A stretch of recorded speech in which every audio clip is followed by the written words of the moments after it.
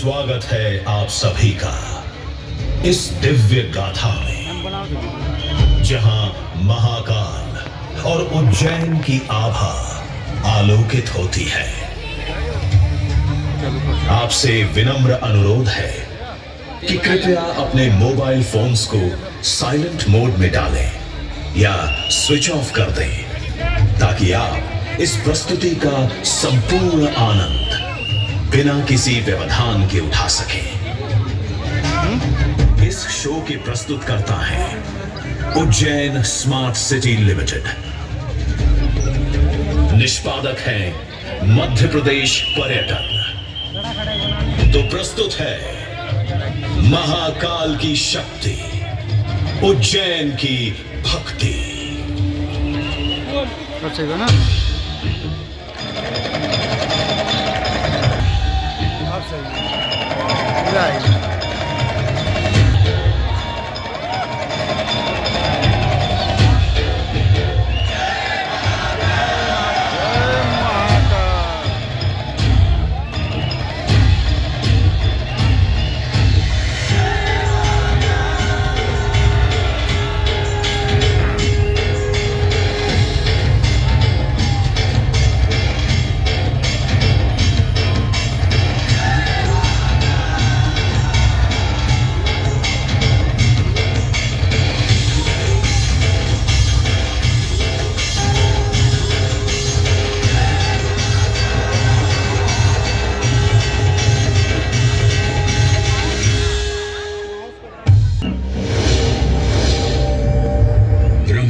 की सबसे प्राचीनतम कहानियों में से आज हम वो कहानी सुनाएंगे जिसका सृजन पूरे ब्रह्मांड के सृजन से पहले हुआ। तब न देव थे, न असुर, न जीव था, न जंतु, न जल था,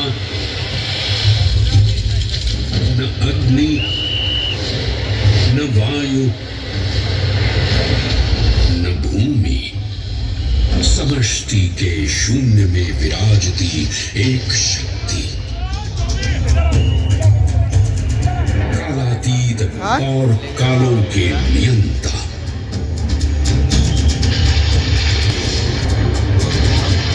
विधाता भी और विध्वंसक भी, अचल, अविनाशी। ये कथा है उस महादेव के महाकाल स्वरूप की, जो सृष्टि के आरंभ भी हैं और काल के आगमन भी हैं। वे ही काल के सृजन करता और नियंत्रण करता भी हैं।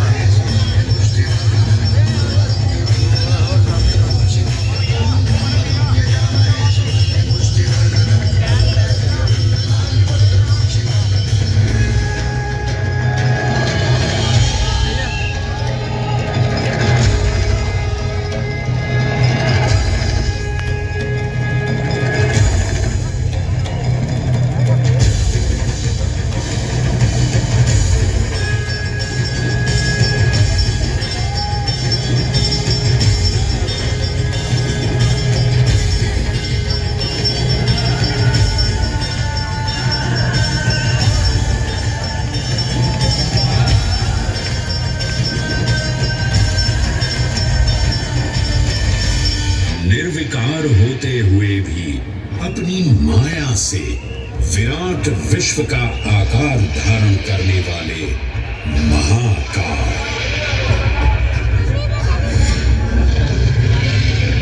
मेरुगिरी को धनुष और भगवान विष्णु को बाण बना दैत्यों के 3 पुरों का नाश करने वाले महाकाल, वो महाकाल जो तीनों लोकों में विद्यमान सभी शिवलिंगों में प्रधान है।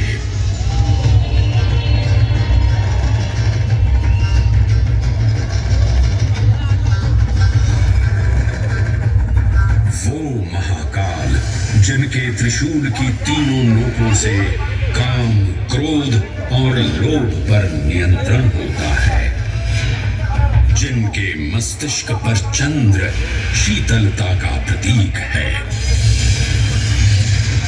और जिनकी सवारी नंदी के 4 चरण सत्य, दया, दान और तप का चिन्ह है।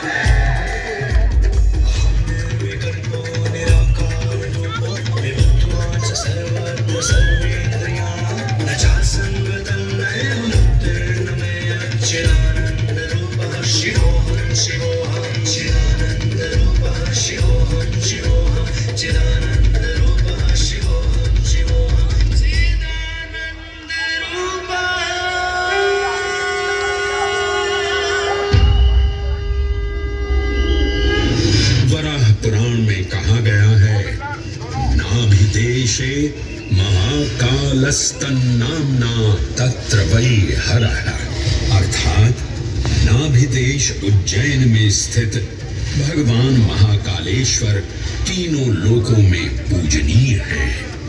आकाशे तारकाम लिंगम पाताले हाटकेश्वरम मृत्युलोके महाकालम सर्वलिंगम नमोस्तुते।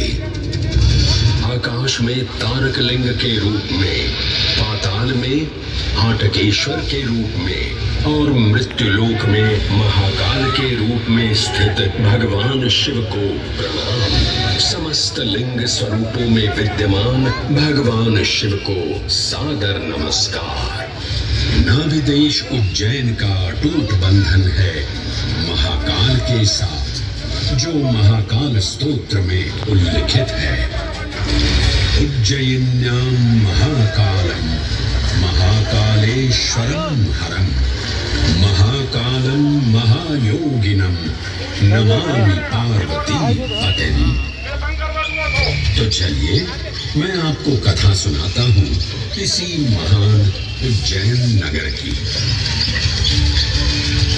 उज्जैन, जिसे संस्कृत साहित्य में अवंतिका, विशाला, कुशस्थली, पद्मावती, कनकश्रृंगा, स्वर्णश्रृंगा, प्रतिकल्पा, कुमुदवती और अमरावती के नाम से पुकारा गया। उज्जैन, जो मनुष्य को मोक्ष प्रदान करने वाली 7 नगरियों में से एक है। उज्जैन, जहां 84 महादेव का आशीर्वाद प्राप्त है। उज्जैन, जिस पर सदा ही कृपा रहती है महाकाल की। यहाँ सतत क्षिप्रा नदी की निर्मल धारा बहती है।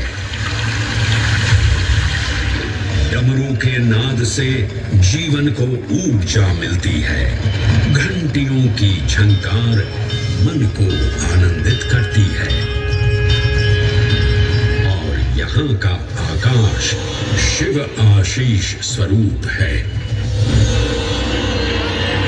श्मशान ऊषर क्षेत्र पीठम तू मनमेव च पंचकत्र न लभ्यते महाकाल पुरद्दते।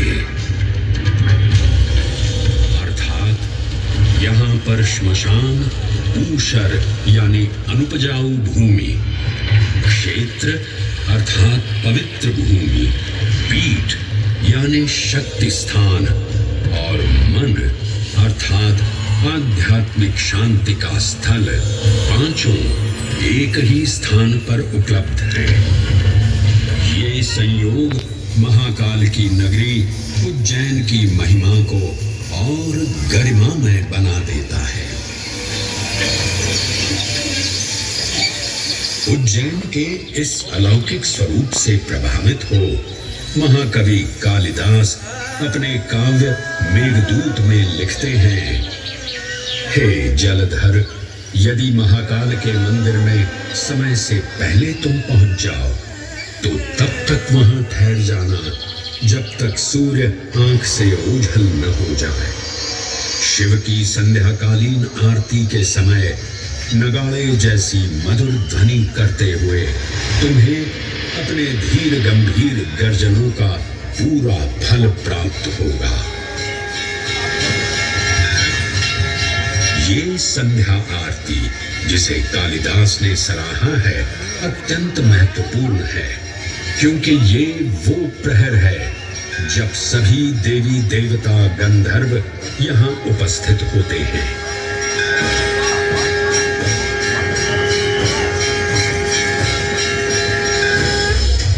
उज्जैन की महिमा अद्वितीय है। सतयुग, त्रेता युग, द्वापर युग और कलयुग, हर युग में इसका अप्रतिम महत्व रहा है। इस काल यात्रा में सबसे पहले आपको सतयुग के उस कालखंड में ले चलता हूं जहां देव और दानव एकत्रित हैं समुद्र मंथन करने के लिए। मन की आंखों से कल्पना कीजिए, भगवान विष्णु ने कुर्म का रूप ले मंदरांचल पर्वत को अपनी पीठ पर उठा रखा है। सागर से विकराल लहरें उठ रही हैं, मेघ भयानक गर्जना कर रहे हैं। देव और दानव वासुकी सर्प को नेति बना और मंदार पर्वत को मथनी बना सागर को मथ रहे हैं कि तभी जल का पाप कालकूट विष निकलता है और पूरी सृष्टि को अपने ताप से झुलसाने लगता है। इस भयावह स्थिति ने देवताओं और असुरों के बीच हाहाकार मचा दिया। ये कैसा अनर्थ है? लक्ष्य था अमृतत्व का, पर अब मृत्यु की विकराल छवि हमारी आंखों के समक्ष मंडरा रही है। इस भयंकर संकट से केवल वही उद्धारकर्ता मुक्ति दिला सकते हैं जो समस्त विश्व के परम संरक्षक हैं। तभी सब महादेव की शरण में जाते हैं और पुकार लगाते हैं, ओम नमो भगवते रुद्राय। और फिर तुष्टा महादेव भक्तों की गुहार सुनते हैं, कैलाश से उतरते हैं, विष को अपनी अंजुलि में भर अपने कंठ में धारण करते हैं।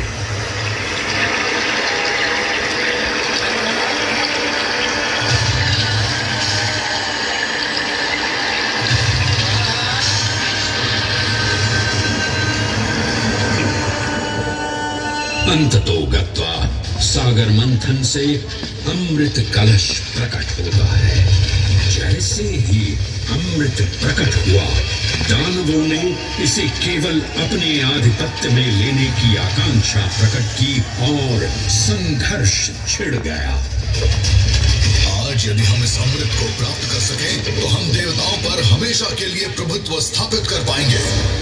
अमृत अपात्र हाथों में ना जा पाए, क्योंकि ये अपनी शक्ति का असीम दुरुपयोग करेंगे। इस अराजकता के परिणाम स्वरूप अमृत की कुछ बूंदें छलकी और पृथ्वी तक पहुंच गई। 4 स्थलों पर स्पर्श हुआ इन बूंदों का। हरिद्वार, प्रयागराज, नासिक और उज्जैन। अमृत की इन्हीं बूंदों के कारण उज्जैन में हर 12 वर्ष पर कुंभ सिंहस्थ मेले का आयोजन होता है। भगवान शिव की लीला देखिए। लोक कल्याण के लिए स्वयं विषपान किया और अपनी नगरी पर अमृत वर्षा करवाई। अमृत की पावन बूंदों से अभिसिंचित ये दिव्य उज्जैन भूमि रामायण के पृष्ठों में भी सम्मिलित हुई। सतयुग के बाद त्रेता युग में माता सीता की खोज में वानर सेना का यहाँ आगमन हुआ।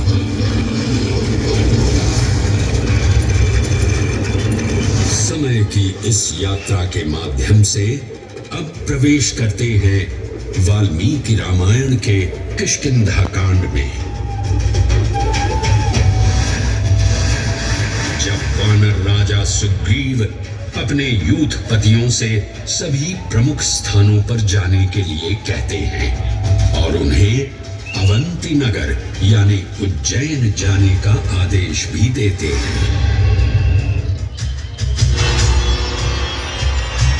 मेखला, उत्कल के क्षेत्र, दशर्न के नगर, आभ्रवंती, अवंती और विदर्भ के राज्य, साथ ही माहिष्का के आकर्षक राज्य में भी पूरी तरह से खोजना होगा। एक युग भगवान विष्णु के राम अवतार से संपृक्त और अगला युग उन्हीं के एक और दिव्य अवतार से समरस होना, ये अद्वितीय संगम केवल उज्जैन में ही संभव था। परंतु एक क्षण ठहरिए और ध्यान से सुनिए। ये हैं महाकाल के 1008 दिव्य नाम। हाँ, मैंने काल चक्र को परिवर्तित कर दिया है और अब द्वापर युग का शुभारंभ हो चुका है। विस्मय पूर्ण हो जाएंगे ये जानकर कि महाकाल के इन नामों को स्वयं भगवान श्री कृष्ण ने रचकर पिरोया था। महाकाल सहस्र नामावली की ये अद्भुत रचना उस समय की है जब योगेश्वर कृष्ण, उनके मित्र सुदामा और शेषावतार बलराम ने अवंती नगरी में स्थित सांदीपनी ऋषि के आश्रम में वेदांत दर्शन और शस्त्र विद्या की शिक्षा ग्रहण की थी। कहते हैं कि भगवान श्री कृष्ण को अवंती ने ऐसा मंत्रमुग्ध कर दिया कि यहाँ 64 दिनों तक रुककर उन्होंने 64 विद्याएं और 14 कलाओं का ज्ञान लिया। उज्जैन का संबंध महाभारत से भी जुड़ा हुआ है। इस महान महाकाव्य के वन पर्व में उल्लेख किया गया है कि महाकालेश्वर मंदिर में स्थित कोटि तीर्थ जल का स्पर्श मात्र करने से अश्वमेध यज्ञ के समान फल प्राप्त होता था। और फिर परिवर्तन की इस अनवरत धारा ने एक नई कहानी लिखी। उज्जैन में उदय हुआ मौर्य वंश का सम्राट बिंदुसार ने अपने पुत्र अशोक को उज्जैन का राज्यपाल बनाया और समय के साथ अशोक के शासनकाल में धर्म का विस्तार हुआ। मौर्य वंश के पश्चात विभिन्न राजवंशों, सम्राटों और नरेशों ने उज्जैन की सेवा की। उनमें से प्रमुख मालवागण और फिर फिर गुप्त वंश ने यहाँ राज कर इसके वैभव में वृद्धि की। उज्जैन ने अपने भव्य तेज से जहां महात्माओं और शासकों को आकर्षित किया, वहीं इस नगर पर आतताइयों की दृष्टि भी पड़ी।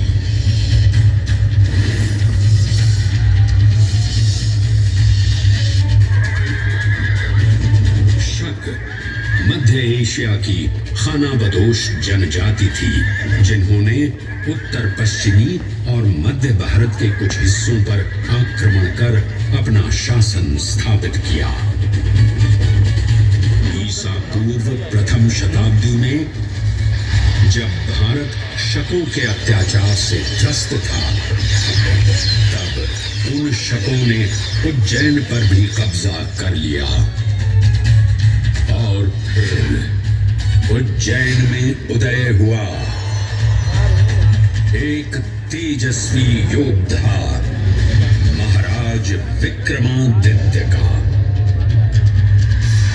एक तरफ शकों का बल तो दूसरी तरफ विक्रमादित्य का अद्वितीय पराक्रम।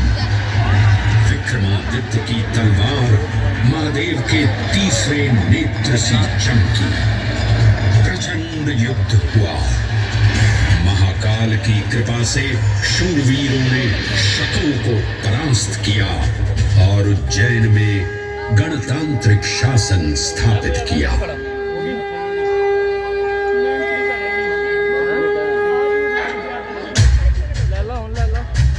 इन्हीं महाबली विक्रमादित्य की राज्यसभा महाकाल मंदिर में ही प्रतिष्ठापित थी। आज भी इस मंदिर की घंटियों में विक्रमादित्य की वीरता और शौर्य की प्रतिध्वनि गुंजायमान होती है।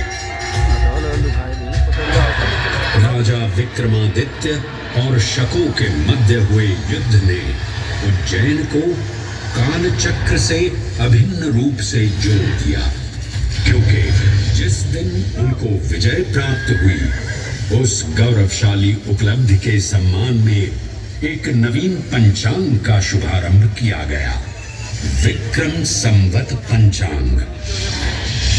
आज भी कई हिंदू पर्व और धार्मिक अनुष्ठान विक्रम संवत पर आधारित हैं।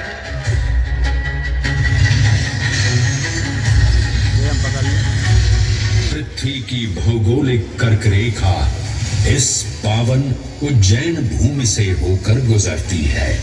लगभग 300 वर्ष पूर्व उज्जैन विश्व समय का प्रमुख संदर्भ बिंदु था।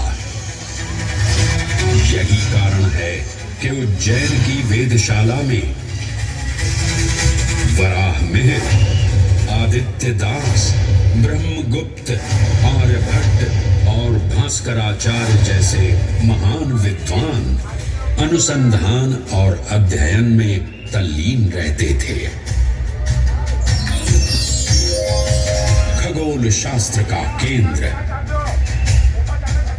महाकालेश्वर का आवास, जगत गुरु कृष्ण की नगरी, विक्रमादित्य का राज। जयति जय उज्जैनी, वैभवशालिनी नगरी उज्जैन।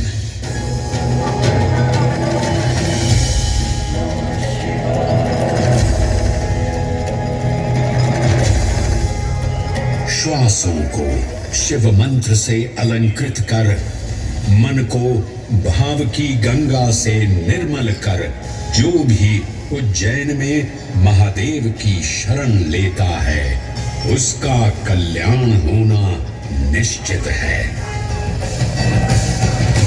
आज सुनी सबने गाथा महाकाल की, दर्शन जिनके दुर्लभ हैं, नमन करे जिन्हें काल भी, चरण में जिनके है बसा। ये समस्त संसार कभी नहीं देखा होगा धरती पर ऐसा चमत्कार।